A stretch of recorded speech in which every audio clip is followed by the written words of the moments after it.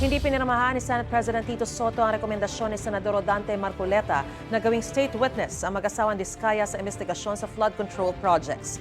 Base naman sa pagsusuri ng Bureau of Customs, 8 sa mga sasakyan ng pamilya Diskaya ay maituturing na smuggled dahil kulang sa dokumento. May unang balita si Chino Gaston. Rolls-Royce, Bentley Bentayga, Toyota Tundra, Toyota Sequoia, 2 Mercedes-Benz, Land Cruiser at Lincoln Navigator. Ang 8 sasakyang ito na pag-aari ng pamilya Diskaya pwede na raw ituring na smuggled dahil sa kakulangan ng papeles ayon sa Bureau of Customs. 7 iba pang sasakyan ang may import entry documents pero walang certificate of payment. Kung hindi maipapakita ng mga Diskaya ang kaukulang dokumento ng 15 sasakyan, hanggang katapusan ng buwan, pwedeng kunin o i-forfeit ng gobyerno ang mga sasakyan sa pamamagitan ng warrant of seizure and detention. Yung burden of proof, kanila pa yon. Kailangan patunayan nila sa amin na tama ang kanilang pinagbayaran. Kung meron po silang dokumento na kailangan pa makita, magkukumply ho kami. Tataliban po tayo parate para wala akong gusot. Nauna nang sinabi ng mga Diskaya na handa silang bayaran ng kulang na buwis para sa mga sasakyan kung may pagkukulang man. Pero ayon sa BOC, pwede lang yan kung hindi hihigit sa 30% ang diferensya ng buwis sa halagang itinakda ng batas.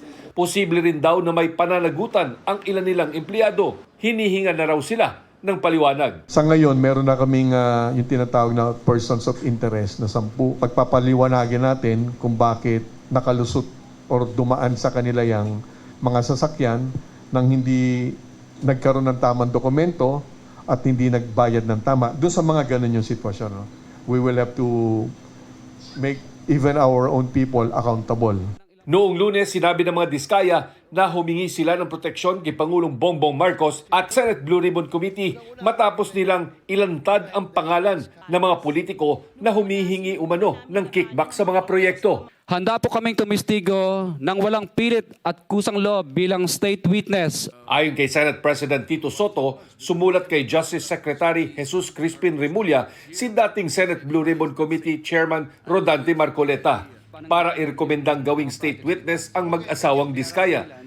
Pero hindi pinirmahan ni Soto ang rekomendasyon. Ang unang sinabi kagad sa akin ni Ping, tell all ba yan? Kung tell all Kasi yan, dapat nga, oo, pwede. di ba buo? O, pag-usapan natin. Pero ano sinabi? Puro congressman ang binanggit eh. Saka meron pang mga nagka-question doon sa mga binanggit na mga pangalan na tao. So, paano mong kailangan papayag ka kagad? Hindi ko pinirmahan. Sabi ko, hintayin ko na muna yung susunod mong hearing. Paiba-iba siya na sinabi eh. Tutol din ang ilang kongresista. Absolutely no chance. They are as guilty as the DPWH engineers who are involved in ghost and substandard projects. They will be as guilty as the politicians that are involved in ghost and substandard projects. Napakalabo niyan. Isang requirement nga yan should not be the most guilty. How can he claim that hindi siya most guilty when he is the central figure here, a major player? Tapos, malabo pa yung kanyang mga sinasabi. Nire-respeto po natin ang paliwanag o opinyon ng ating mga kagalang-galang na mga kongresista. Kung hindi sila entitled, so be it. Yun po ang opinion po ng ating mga kagalang-galang na kongresista. Pero bandang huli po, korte po ang magdi-decide dyan. Sa ilalim ng Republic Act 6981 o ang Witness Protection Security and Benefit Act, may requirements para maituring na state witness ang isang taong kasama sa krimen. Dapat grave felony ang krimen. Dapat kailangan ang kanyang testimonya sa kaso. Walang ibang direktang ebidensya para sa maayos na pagdinig sa kaso. Ang kanyang testimonya ay maaring mapatunayan.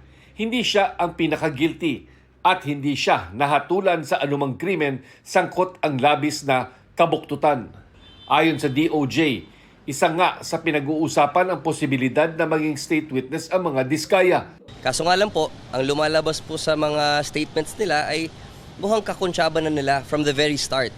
Yung mga contractor, pati yung mga ibang politicians, and in a co-conspiracy or in a conspiracy, the guilt of one is the guilt of all. Meaning to say po, kung yung kasama nila sa conspiracy ay most guilty, sila din po ay pwedeng ituring na most guilty.